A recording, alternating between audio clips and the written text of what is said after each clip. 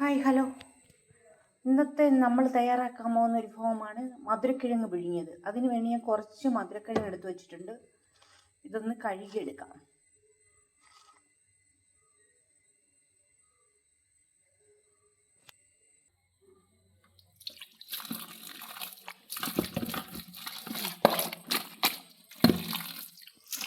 കഴുകി നമുക്ക് ഈ കലത്തിലോട്ടിടാം.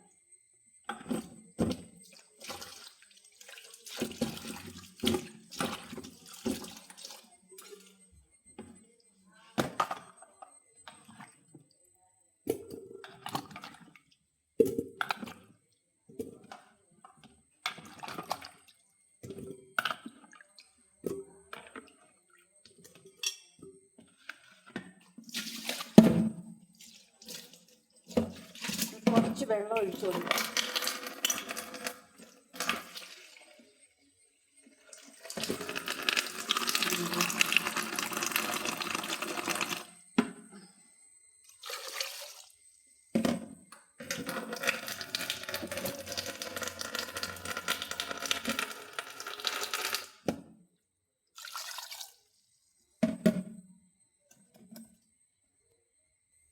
അരമണിക്കൂർ ഇരിക്കട്ടെ, വേവും. അരമണിക്കൂർ എടുക്കും. നമുക്ക് തിളയ്ക്കുമ്പോൾ ലേശം ഉപ്പിട്ട് കൊടുക്കാം.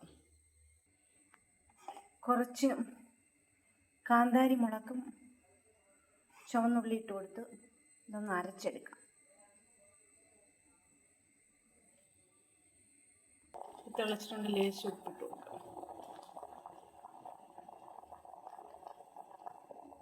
ലേശം കുറച്ച് പുളി ഇട്ടിട്ടുണ്ട്. ഇനി കുറച്ച് ഉപ്പും കൂടി ഇട്ട് കൊടുക്കാം. ഇതൊന്ന് അരച്ചെടുക്കാം.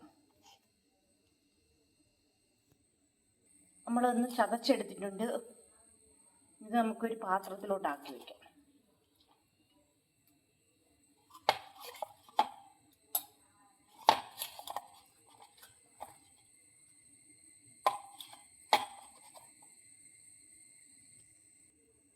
ഇനി ഇതിനകത്ത് ലേശം വെളിച്ചെണ്ണ ഒഴിച്ചു കൊടുക്കാം.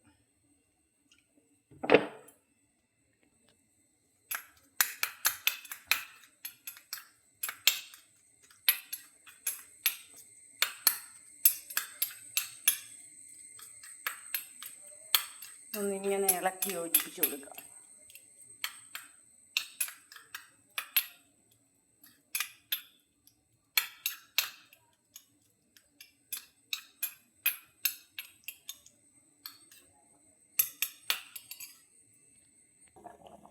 നമ്മുടെ കപ്പക്കിഴങ്ങൊക്കെ വെന്തിട്ടുണ്ട്.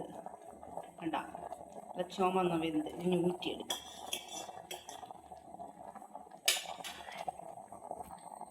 നമ്മുടെ വെള്ളമൊക്കെ ഊറ്റി കപ്പക്കിഴങ്ങിൻ്റെ വെച്ച് ഇനി പാത്രത്തിലോട്ട് തട്ടിയിടാം.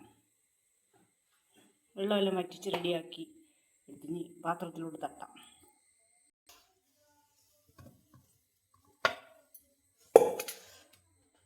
നല്ല ചൂടുണ്ട്. കുറച്ച് തട്ടിയിടാം.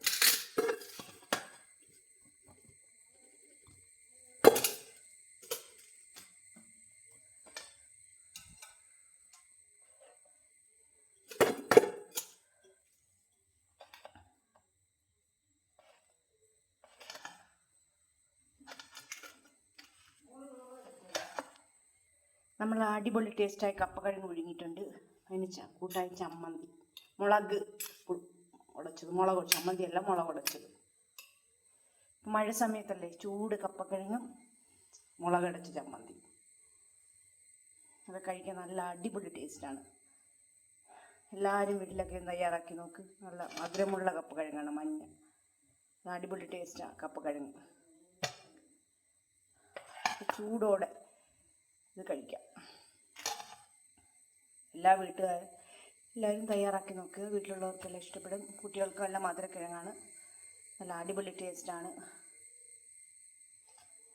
അതിൻ്റെ മുതൽ കഴിക്കാൻ പച്ചമുളക്, കാന്താരി മുളക് വെച്ചുള്ള ഇത് കാന്താരി മുളകും ഉള്ളിയും പുളിയും ഉപ്പൊക്കെ വെളിച്ചെണ്ണയൊക്കെ ഒഴിച്ച്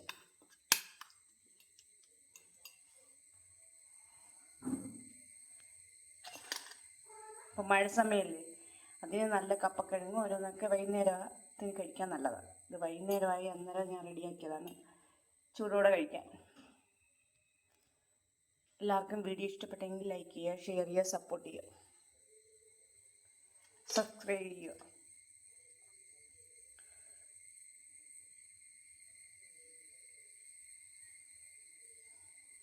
എല്ലാവരും ഒന്ന് തയ്യാറാക്കി നോക്കണം. മധുരമുള്ള കപ്പക്കിഴങ്ങാണ്. നല്ല ചുമന്നിരിക്കും, അതൊക്കെ നല്ല ടേസ്റ്റാണ്.